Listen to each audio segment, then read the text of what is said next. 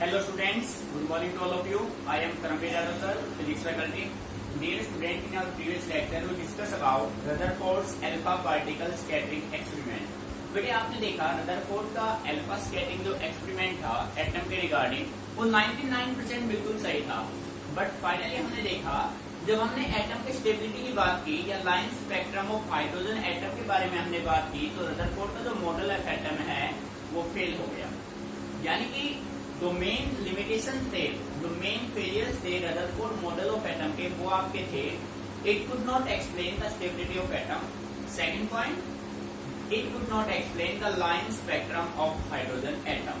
अब बेटे देखो नेक्स्ट जो भी आएगा, जो नेक्स्ट वे में मॉडल ऑफ एटम को सोल्व करेगा तो प्यारे बच्चों वो जो फर्स्ट ने जो गलती की है उसी गलती को पकड़ेगा। तो ऐसा ही किया नील्स बोहर ने। नील्स बोहर ने line spectrum of hydrogen atom को सोल्व किया। ठीक है, line spectrum of hydrogen atom को सोल्व करके उन्होंने एक नया नाम दिया बोहर मॉडल ऑफ एटम, जो कि सक्सेसफुल मॉडल रहा। आज के दिन आप जो मॉडल ऑफ एटम आपके पास है सक्सेसफुली जो है उसका नाम है बोहर मॉडल ऑफ एटम। ठीक है, तो बेटे बोहर मॉडल ऑफ एटम काफी इंपोर्टेंट कंसेप्ट है। सबसे पहले हम ये जानते हैं कि भाई बोहर मॉडल ऑफ एटम क्या है, उसके बेसिक पॉइंट्स क्या हैं। फिर बेटे इसके बेस पे जब हमने ये देखा किसी भी न्यूक्लियस में प्रोटॉन है, चारों रिवोल्यूशन कौन कर रहा है, इलेक्ट्रॉन है। अब बेटे जो इलेक्ट्रॉन है उसका रेडियस ऑफ ऑर्बिट क्या है, किस वेलोसिटी से ट्रेवल कर रहा है, टोटल एनर्जी क्या है, फ्रीक्वेंसी क्या है, ये सभी आपको यहाँ से फाइंड आउट करने हैं। इसी के बेस पे आपके सीबीएसई में एग्जाम में क्वेश्चन आते हैं। तो बेटे ध्यान से समझना, मोस्ट इंपोर्टेंट टॉपिक है। सबसे पहले बेसिक कंडीशन समझते हैं, बोहर के मेन पोस्टुलेट्स क्या थे। ठीक है, तो बेटे केयरफुली फोकस कीजिए। अपना टॉपिक है postulates of Bohr theory. Bohr model of atom के मेन पोस्टुलेट्स क्या थे बेटे, ध्यान से सुनना है। पॉइंट नंबर 1 और सेकेंडली ये ध्यान रखना, बोहर ने जो मॉडल ऑफ एटम दिया है वो किसके बेस पे दिया है, to solve line spectrum of hydrogen atom. ठीक है बेटे, फर्स्ट पॉइंट देखो, स्टेशनरी सर्कुलर ऑर्बिट। बोहर ने कहा जो इलेक्ट्रॉन है जो कि न्यूक्लियस के चारों रिवोल्यूशन कर रहा है वो कैसे ऑर्बिट में है, वो एक स्टेशनरी सर्कुलर ऑर्बिट में है। ठीक है, तो देखो बेटे स्टेशनरी सर्कुलर ऑर्बिट क्या है, an atom consist of a central positively charge. भाई रदरफोर्ड ने भी बता दिया था कि न्यूक्लियस जो है ना वो एटम के सेंटर में प्रेजेंट है।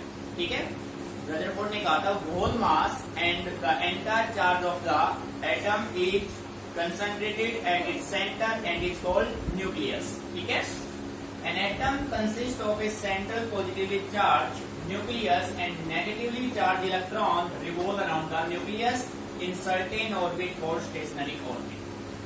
देखो बेटे रदरफोर्ड ने हमें ये इंफॉर्मेशन दिया था कि जो आपके पास एटम है उसका होल मास और एंटायर चार्ज एक सेंटर रीजन पे लाई करता है जिसका नाम है न्यूक्लियस। अब बोहर ने ये कहा कि जो सारा कंप्लीट जो चार्ज है वो न्यूक्लियस जो है वो एंटायर न्यूक्लियस में है, सेंटर में है, और पर वो किसमें लाई करता है, वो एक सर्टेन ऑर्बिट में होता है जिस ऑर्बिट का नाम क्या है, स्टेशनरी ऑर्बिट। यानी स्टेशनरी ऑर्बिट वर्ड किसने दिया, नील्स बोहर ने दिया। बेटे फर्स्ट पॉइंट क्लियर।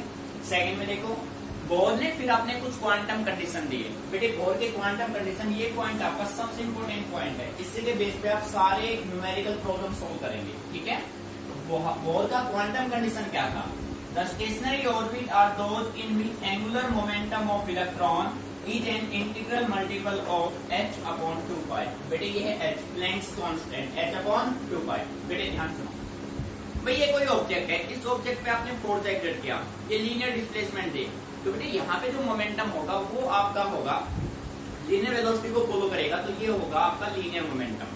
बात समझ आ रही है। अगर आप किसी भी ऑब्जेक्ट को रोटेशनल इफेक्ट दे रहे हैं, कौन सा इफेक्ट दे रहे हैं, रोटेशनल, तो वो जो मोमेंटम बनेगा that momentum is said to be angular momentum. जैसे देखो बेटे कंडीशन अपने पास क्या होगा, आपने देखो ये था अपने पास एटम, ये एटम था अपने पास,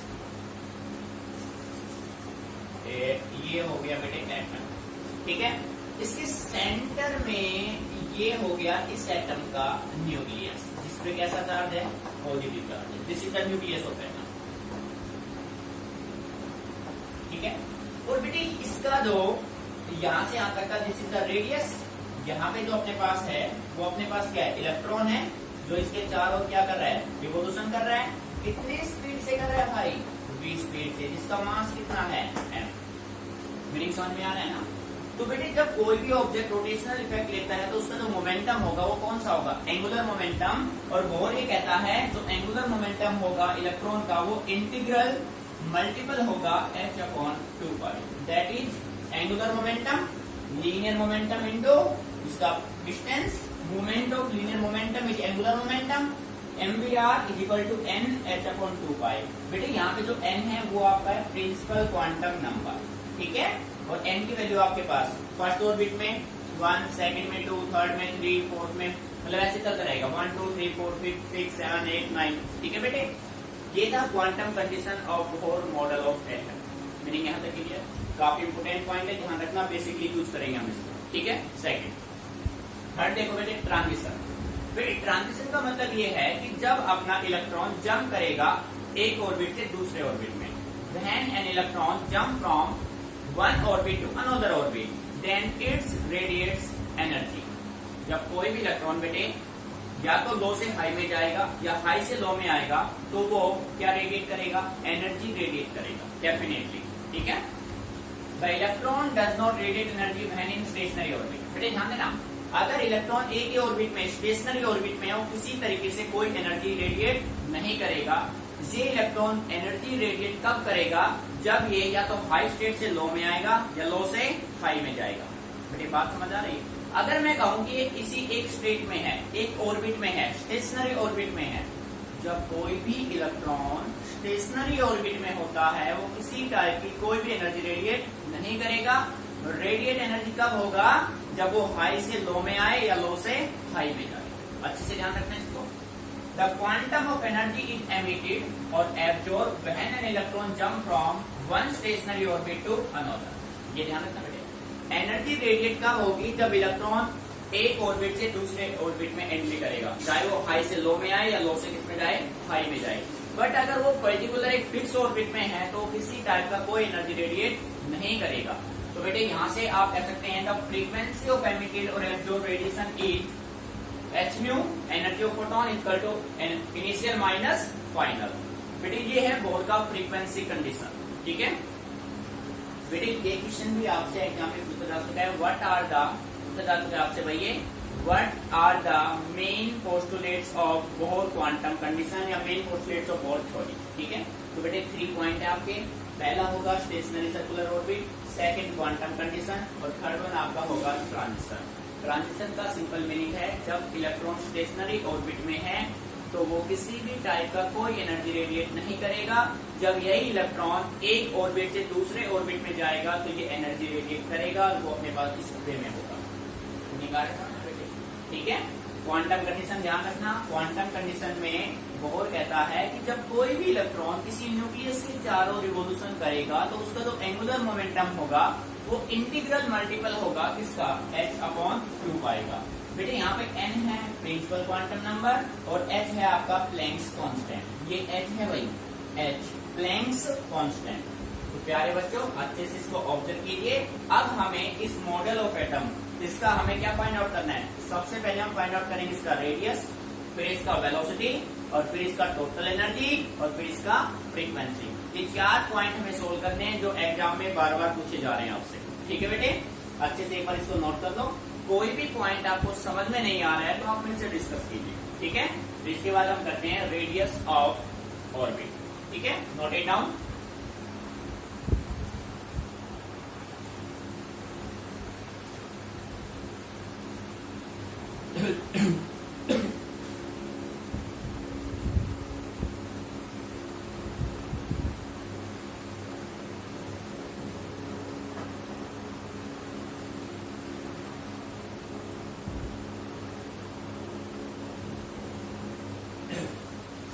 तो बेटे यहाँ तो कॉपी हो गया। अब करते हैं हम नेक्स्ट टॉपिक पे आते हैं। इंपॉर्टेंट टॉपिक है, ध्यान दीजिए। देखो इन सभी का आप यूज करेंगे बेटे। कंप्लीट फोकस आपका बोर्ड पे रहेगा। ठीक है, जब हम बोर्ड पे समझाते हैं आप बिल्कुल राइटिंग स्टॉप रखें। ठीक है, देखो बेटे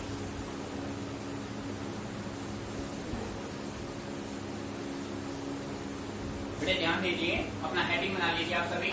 इंपॉर्टेंट टॉपिक है radius of Morse radius of bore stationery orbit.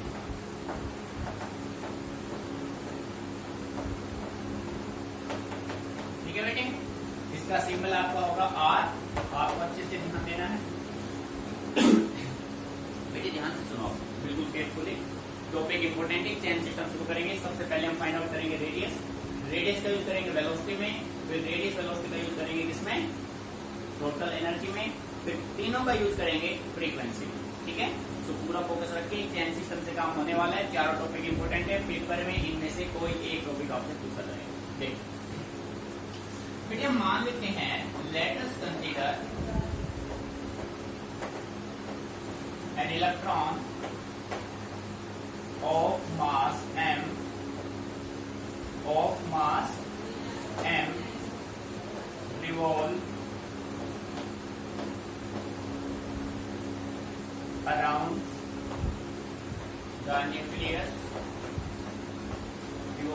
the nucleus with velocity v and radius of orbit is r। radius of orbit क्या है बेटे, r। ठीक है, let us consider an electron of mass m revolve around the nucleus with velocity v and radius क्या है बेटे उसका, radius of orbit क्या है उसका, r। बेटे ध्यान से समझना, ये देखो कंडीशन ये है कि पूरा फोकस बोर्ड पे भाई, कंप्लीट फोकस बोर्ड पे, थोड़ा भाई सही बने तो ये अच्छा है। ठीक है बेटे, देखो ये हो गया, यहाँ पे आपके पास है पॉजिटिवली चार्ज न्यूक्लियस। ठीक है, जेड ई एटॉमिक नंबर जेड ई उसका चार्ज। बेटे यहाँ पे है एक इलेक्ट्रॉन, ठीक है, और यहाँ से यहाँ तक का ये जो है वो है radius of orbit, this is R. ध्यान समझना, रेडियस ऑफ ऑर्बिट। इस इलेक्ट्रॉन का मास कितना है m, किस स्पीड से रिवॉल्व कर रहा है, v स्पीड से, ऐसे रिवॉल्व कर रहा है।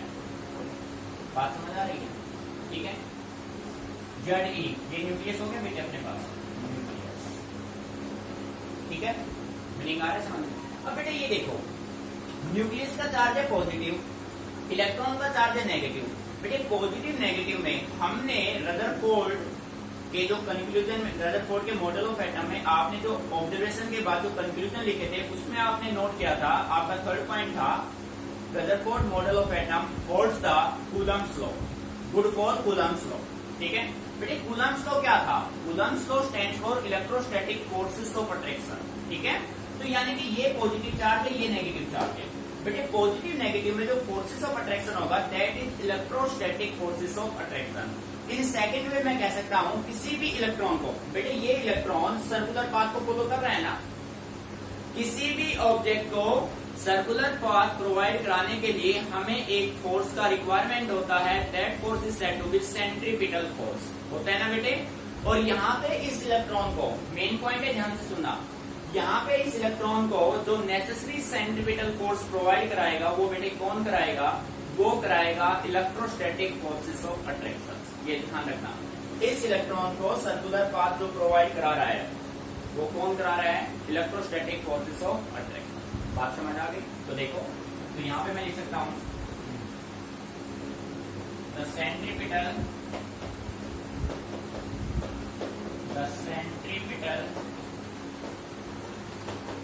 force is provided to electron by electrostatic forces of attraction between nucleus and revolving electron. फिर एक पॉइंट समझ, रटना नहीं गलती से भी, ध्यान समझना है, कंप्लीट मैथमेटिकल करेंगे हम इनको। बेटे सबसे पहले हमने ये मान लिया कि अपने पास कोई एक इलेक्ट्रॉन है जिसका मास m है, वो किसी न्यूक्लियस के चारों रिवोल्यूशन कर रहा है जिसका रेडियस ऑफ ऑर्बिट क्या है r और speed of electron velocity of electron क्या है v है। बात समझ आ रही है? हमें radius of orbit r find out करना है। बेटे किसी भी ऑब्जेक्ट को सर्कुलर पाथ प्रोवाइड कराने के लिए हमें एक सेंट्रीपिटल फोर्स का रिक्वायरमेंट होता है। इस कंडीशन में इस इलेक्ट्रॉन को सेंट्रीपिटल फोर्स कौन प्रोवाइड कराएगा? Electrostatic force of attraction. ठीक है, तो बेटे मैं कह सकता हूं, अब ध्यान देना पूरा अपना, मैं कह सकता हूं CPF सेंट्रीपिटल फोर्स कौन प्रोवाइड कराएगा? Electrostatic force. भाई CPF कौन प्रोवाइड कराएगा? Electrostatic force. तो प्यारे बच्चों, जैसा कि आप जानते हैं अपना CPF होता है mv²/r। mv²/r होता है ना? आप ऐसे लिख दो, कैसे लिख दो? ऐसे लिख दो बेटे, mv²/r। और Coulomb's law of force, Coulomb's of electrostatic आपने पढ़ा हुआ है, तो वो क्या कहता था? 1/4πε0 ZE। ये चार्ज किसका हो गया? न्यूक्लियस का। इलेक्ट्रॉन का चार्ज क्या बेटे? E। इनटू में क्या हो जाएगा? E। इनटू में क्या हो जाएगा? E। और बाय r का क्या हो जाएगा? स्क्वायर। इसमें एक समझ में आ रहा है? अब प्यारे बच्चों, मैंने क्या किया? अब पूरा फोकस बोर्ड पे रहे आपका, कंप्लीट फोकस बोर्ड पे। यहाँ से मैंने एक r से एक r कैंसिल आउट कर दिया। तो मेरे पास यहाँ से रिजल्ट क्या मिला मुझे? mv² additive 1/4πε0 ZE। E को इसे मल्टीप्लाई क्या हो गया? Z²। बेटे डिवाइड में क्या आया? R। अब मैं ऐसा कर लेता हूँ, इस R को यहाँ ले आता हूँ, ये R यहाँ आएगा, तो अपने पास क्या बचेगा? ठीक है, आप ऐसा करो, इसको इक्वेशन फर्स्ट मान लो ये। बेटे यहाँ से समझ में आ रहा है? सेंट्रीपिटल फोर्स इसने प्रोवाइड कराया इलेक्ट्रॉन को, इलेक्ट्रोस्टैटिक फोर्स ने। सेंट्रीपिटल फोर्स आपका होता है mv²/r। इलेक्ट्रोस्टैटिक फोर्स होता है 1/4πε0 Q1 Q2 upon r²। Q1 क्या है बेटे? ZE। Q2 अपने पास क्या है? E। ठीक है, मोड से बाहर गया, पॉजिटिव बन गया, r का स्क्वायर। एक r से एक r कैंसिल, रिजल्ट बन गया। यहाँ तक कोई प्रॉब्लम नहीं? क्लियर? अब देखो, according to Bohr's quantum condition, according to Bohr's quantum condition, बेटे बोहर का क्वांटम कंडीशन क्या कहता है कि angular momentum mvr is equal to nh/2π। बेटे ये कहता है ना, nh/2π। ठीक है भाई, ये कंडीशन था। तो बेटे यहाँ से किसकी वैल्यू निकाल लो? v की वैल्यू निकाल लो। तो यहाँ से v की वैल्यू क्या हो जाएगी? nh/2πmr। Put in equation first. बेटे पूरा फोकस बोर्ड पे रहे, ध्यान इधर उधर बिल्कुल ना हो। देखिए, बोर का क्वांटम कंडीशन कहता है mvr angular momentum is equal to nh/2π। तो बेटे यहाँ से v की वैल्यू हो जाएगी nh/2πmr, और v की वैल्यू को पुट कर दीजिए इक्वेशन फर्स्ट में। ठीक है, तो बेटे देखो अपने पास क्या बनेगा? mv²। देखो बेटे mv²। बेटे v की वैल्यू क्या है? v की वैल्यू यहां से उठाओ, nh/2πmr।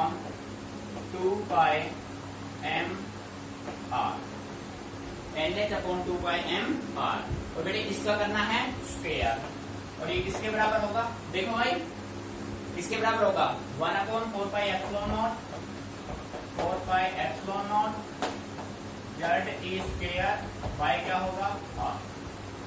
यहाँ तक किसी बच्चे को कोई प्रॉब्लम? मीनिंग अच्छे से क्लियर? अब देखो बेटे, m एडिटिव, ठीक है, n² h² bye 4π² m² r²। बेटे हो गया कंप्लीट का स्क्वायर। ठीक है भाई, is equal to 1/4πε0 ZE² by r। अब बेटे ध्यान से देखना, यहां से मैंने एक m से एक m कैंसिल किया, एक बच गया, 4 से 4 कैंसिल किया, एक पाई से एक पाई कैंसिल किया। ठीक है, एक r से एक r कैंसिल किया। यहाँ पे ध्यान रखना अच्छे से, मेरे पास क्या बचा? n² h² बाय, यहाँ पे क्या बचा हुआ है? पाई, क्या बचा हुआ है? m, क्या बचा हुआ है? r is equal to Z E square, क्या बचा हुआ है एप्सिलॉन। प्यारे बच्चों मीनिंग समझ में आ रहा है ना, अच्छे से क्लियर यहाँ तक। अब बेटे हमें तो क्या निकालना है आर, तो यहाँ से आर क्या हो जाएगा, ये देखो इस आर को मैं यहाँ ले जाऊं, इसको यहाँ पे ले आऊं, तो मैं कह सकता हूं N square H square, epsilon not इधर जाएगा, pi M Z E square.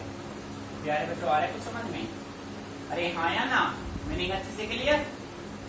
अरे क्लियर है, आर की वैल्यू आ गई। बेटे ध्यान रखना है, नेक्स्ट क्वेश्चन में हम, नेक्स्ट केस में हम इसका यूज करेंगे N square H square epsilon not pi M Z square, ये होगा radius of orbit.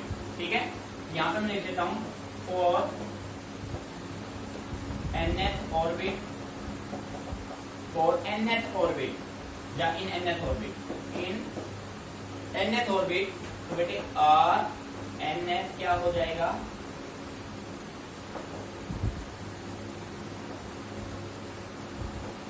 Are N is equal to क्या हो जाएगा बेटे N square H square epsilon not pi M Z square. यहाँ तक क्लियर? ठीक है, अब बेटे मैं हाइड्रोजन एटम के लिए निकाल लेता हूँ भाई।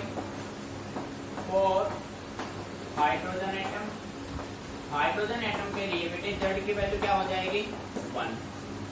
हाइड्रोजन एटम के लिए अगर हम रेडियस फाइंड आउट करना चाहें तो हाइड्रोजन एटम के लिए जेड की वैल्यू क्या होती है 1 होती है। बेटे यहाँ पे पुट कर दो, so R is equal to क्या मिलेगा आपको N square H square epsilon not by pi M, Z की वैल्यू 1 हो गई ई स्क्वायर। मेरी समझ में आ रहा है? बेटे जब आप इन सभी की न्यूमेरिकल वैल्यू पुट करेंगे तो आपका रिजल्ट मिलेगा R is equal to 0.529 into 10⁻⁻10 metre, ये आपको मिलेगा। ये ध्यान रखना है, एमसीक्यू में पूछा जा सकता है। तो बेटे आप इसको सोल्व करके कह सकते हैं 0.529 एंगस्ट्रॉम, ये आपका होगा फाइनल आंसर। ठीक है, ध्यान दीजिए, आपसे पूछा जाएगा what is the radius of orbit in hydrogen atom, radius of orbit for hydrogen atom, तो आपका आंसर होगा 0.529 एंगस्ट्रॉम। ठीक है, बेटे देखो करना क्या है, ध्यान से समझना, नेक्स्ट केस इसी पे डिपेंड करेगा। बेटे हमें निकालना है radius of bore stationery orbit. ठीक है, तो इसके लिए हमने क्या किया, let us consider an electron of mass m revolve around the nucleus with velocity v and radius of orbit is r।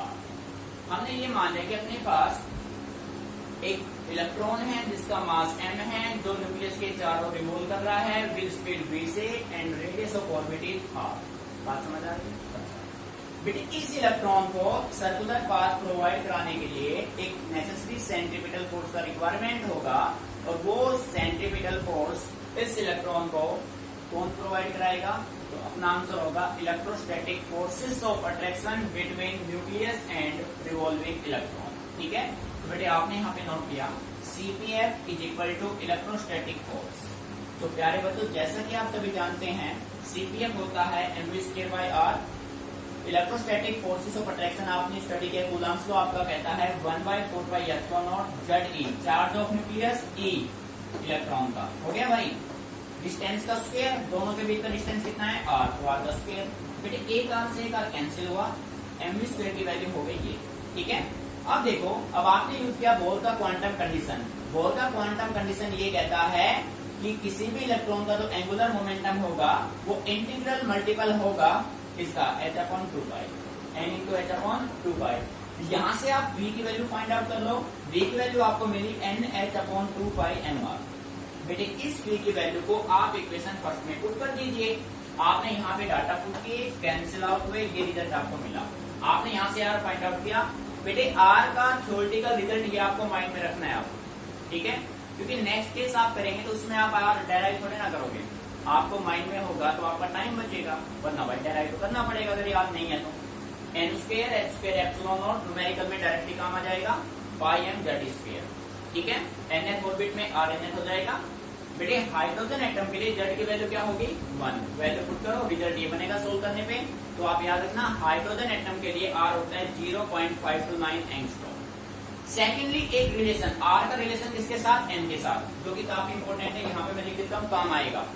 Are जो है वो एन के साथ कैसे वेरी करता है, डायरेक्टली प्रोपोर्शनल एन स्क्वायर। बेटे इसके बेस पे न्यूमेरिकल पूछे जाएंगे, तो इसके बेस पे आप कह सकते हो R1 ratio R2 ratio R3 is equal to 1:4:9।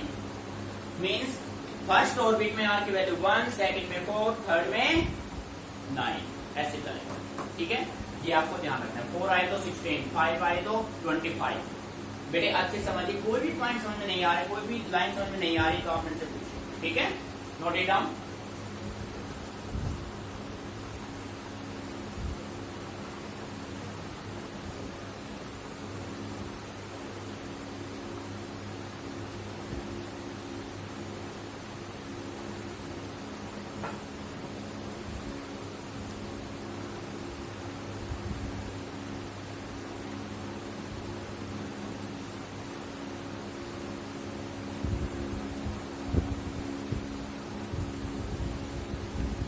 बेटे आप देखो, अब सेकंड टॉपिक आप अपना हेडिंग बना लो। देखो हेडिंग बनाइए ध्यान से, केयरफुली देखो क्या क्या आपको चेंजेस करने हैं।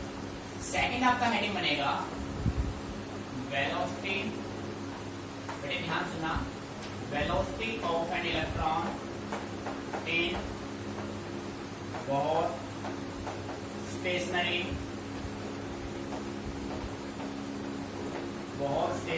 ऑर्बिट। बेटे ध्यान दीजिएगा कंप्लीटली। बेटे सेकंड आपका बनेगा velocity of an electron in both stationery orbit. कि हमें अब ये फाइंड आउट करना है कि जो इलेक्ट्रॉन जो न्यूक्लियस के चारों रिवॉल्व कर रहा है उसका वेलोसिटी क्या है। तो बेटे देखो यहाँ तक ध्यान समझना, टॉपिक बिल्कुल इजी हो जाएगा। ये जो आपने रेडियस में किया था यहाँ तक आप बिल्कुल इक्वेशन फर्स्ट तक आप बिल्कुल सेम कर लो, यहाँ तक आप सेम कर लो। यहाँ तक देखो आपका काम कितना आसान हो जाएगा, ध्यान से देखना, ज्यादा एफर्ट नहीं करना पड़ेगा आपको। मैंने पहले ही आपसे कहा था एक चैन सिस्टम से हम पढ़ाई करेंगे यहाँ पे। ठीक है, फिजिक्स को चैन सिस्टम से सोल्व करेंगे, फिजिक्स बिल्कुल इजी बन जाएगा। बेटे यहाँ तक आपने बिल्कुल सारा सेम करना है। लेट अस कंसीडर इलेक्ट्रॉन, ये सब कुछ सेम, बिल्कुल कंप्लीट सेम, यहाँ तक आप बिल्कुल सेम आ जाओ। अब आपको फाइंड आउट क्या करना है, आपको फाइंड आउट करना है वेलोसिटी। तो प्यारे बच्चों आप क्या करो, यहाँ से आप आर की वैल्यू निकालो। आर की वैल्यू यहाँ से क्या होगी, NH/2πmv। बेटे जब रेडियस फाइंड आउट करना था तो हमने v की वैल्यू निकाल ली थी, जब हमें वेलोसिटी निकालना है तो हम किसकी वैल्यू निकाल लें, r की वैल्यू निकाल लें। और इसको पुट कर दीजिए equation first, put in equation first. इसको आप इक्वेशन फर्स्ट में पुट कर देंगे तो देखिए बेटे रिजल्ट क्या बनेगा। यहाँ पे देखो ये mv स्क्वायर। ठीक है, एक बार इसको चेक कर लो यहाँ तक, फिर देखते हैं। बेटे आप देखो यहाँ तक तो आपने बिल्कुल सेम कर लिया भाई, NH/2πmv आ गया आर की वैल्यू। इस आर की वैल्यू को आप इक्वेशन फर्स्ट में पुट कर दीजिए। तो बेटे देखो mv square as it is equal to 1/4πε0 as it is 1/4πε0 z square by अपने पास क्या है r। सो डियर स्टूडेंट, इस आर की वैल्यू अपने पास क्या है, NH/2πmv, तो मल्टीप्लाई में चला जाएगा 2πmv। बेटे आ रहा है नहीं समझ में भाई, यहाँ पे आपने आर की वैल्यू पुट की है, आर की वैल्यू है NH/2πmv, NH/2πmv मल्टीप्लाई में चला जाएगा। तो बेटे यहाँ से देखो अपना पाई से पाई कैंसिल हो गया, 2 से 1 2 कैंसिल हो गया, v से 1 भी कैंसिल हो गया, m से m कैंसिल हो गया। कुछ आ रहा है समझ में भाई, ठीक है ना। तो प्यारे बच्चों यहाँ पे क्या बचा, यहाँ पे बचा v, क्या बचा भाई, v बचा। यहाँ पे क्या बचेगा 1/2ε0 z स्क्वायर बाय NH। और बेटे यहाँ तो कुछ बचा ही नहीं, v equal to 1/2ε0 z square upon NH। बेटे जब आप इनकी वैल्यू पुट करेंगे ना, जब आप इनकी वैल्यू पुट करेंगे तो अपना जो रिजल्ट बनेगा वो बनेगा 2.2 इंटू 10⁶ इंटू z/n। ठीक है, ये आपका रिजल्ट बनेगा इन सब की वैल्यू पुट करने के बाद। ठीक है, अब मैं कह सकता हूं for hydrogen atom in first orbit, बेटे हाइड्रोजन एटम के लिए फर्स्ट ऑर्बिट में जेड की वैल्यू हो जाएगी 1 और एन की वैल्यू भी क्या हो जाएगी 1। सो वेलोसिटी अपने पास क्या हो जाएगा 2.2 इंटू 10⁻6 मीटर पर सेकेंड। ये आपका होगा। बात समझ आ रही है। दूसरा बेटे आपको है ना थ्योरेटिकल कंसेप्चुअल क्वेश्चन सोल्व करने के लिए V और N का रिलेशन देखना है। तो यहाँ से मैं कह सकता हूँ कि V जो है N के साथ कैसे वेरी कर रहा है इनवर्सली। ये बेटे ध्यान रखना है। जब आप कंसेप्चुअल टाइप क्वेश्चन सोल्व करेंगे ना सोल्व न्यूमेरिकल, तो उसमें ये रिलेशन काफी इंपोर्टेंट होंगे आपके लिए। ठीक है, तो प्यारे बच्चों V कैसे वेरी करेगा इनके साथ इनवर्सली। तो बेटे अच्छे से पूरा पॉइंट टू पॉइंट करना। देखो जब आपने रेडियस अच्छे से कर लिया ना तो यहाँ तक तो अपना कंसेप्ट सेम हो गया, हमें चेंज ही नहीं करना है कुछ। बात समझ आ रही है ना भाई। यहाँ पे बिल्कुल है ठीक भाई सीट पे इलेक्ट्रोस्टैटिक सारे डाटा आपने सेम पुट के, बट क्वांटम कंडीशन में जब रेडियस निकालना है तो आप यहाँ से V की वैल्यू निकाल लो, जब वेलोसिटी निकालना है तो आप R की वैल्यू निकाल लो, इक्वेशन फर्स्ट में पुट कर दो, आपका रिजल्ट बन जाएगा। ठीक है बेटे। दूसरा आप V और N का रिलेशन भी याद रखेंगे, R और N का रिलेशन भी याद रखेंगे। ठीक है बेटे, अच्छे से कीजिए, कोई भी प्रॉब्लम आती है तो मेरे से डिस्कस कीजिए। सेम कंप्लीट हो गया अपना। ठीक है,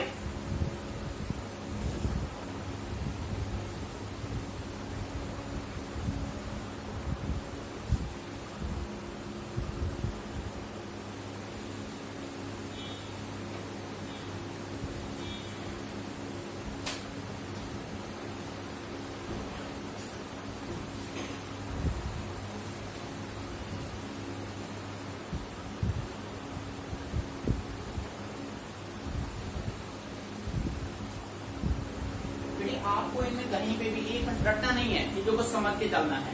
देखो बेसिक कंडीशन क्या है, आपको ये जो लेटेस्ट कंसीडर हमने यहाँ पे नोट कर रखा है इसको माइंड में सेट करना है। कंप्लीट हमने इस डायग्राम के बेस पे सब बनाए हैं भाई, इसके हेल्प से हमने ये सब कुछ किया है। अब आपने प्रैक्टिकली ऑब्जर्व हो रहा है कि सीपीएफ अपना इलेक्ट्रोस्टैटिक फोर्स देगा, ये अपने रिजल्ट होते हैं दोनों के, इक्वेट कर दो, आर से आर कैंसिल हुआ, एम स्क्वायर की वैल्यू आ गई। फिर बोर का क्वांटम कंडीशन सबसे इंपोर्टेंट है, मैंने आपको स्टार्ट में कहा था। ठीक है, इस कंडीशन का यूज करके ध्यान रखना, अगर आपको V निकालना है तो R की वैल्यू निकाल लो, R निकालना है तो V की वैल्यू पुट कर दो, रिजल्ट आपके बन जाएंगे। ठीक है बेटे, ये रिजल्ट आप याद रख लेंगे तो अच्छा, याद नहीं रखेंगे तो फिर आपको कैलकुलेट करने पड़ेंगे, जो कि आपके टाइम को लेंगे भाई। ठीक है, टाइम वेस्ट करेंगे फिर आप उसमें, और ये रिलेशन आपको ध्यान रखना चाहिए। ठीक है बेटे, आपने दो हो गए हैं, रेडियस आप निकाल चुके हैं, वेलोसिटी आप निकाल चुके हैं इलेक्ट्रॉन का। अब हमें इसके बाद फाइंड आउट करना है टोटल एनर्जी। ठीक है, उसके बाद हमें फाइंड आउट करना है फ्रीक्वेंसी, यानी कि चारों टॉपिक एक दूसरे से कोरिलेटेड। जब बेटे आप एनर्जी फाइंड आउट करेंगे तो एनर्जी में आप दोनों का यूज करेंगे, रेडियस भी यूज होगा, वेलोसिटी भी यूज होगा। ठीक है, तो टॉपिक को अच्छे से समझने तरीके से फ्रीक्वेंसी में हम तीनों का यूज करेंगे। तो इसलिए यहाँ पे एक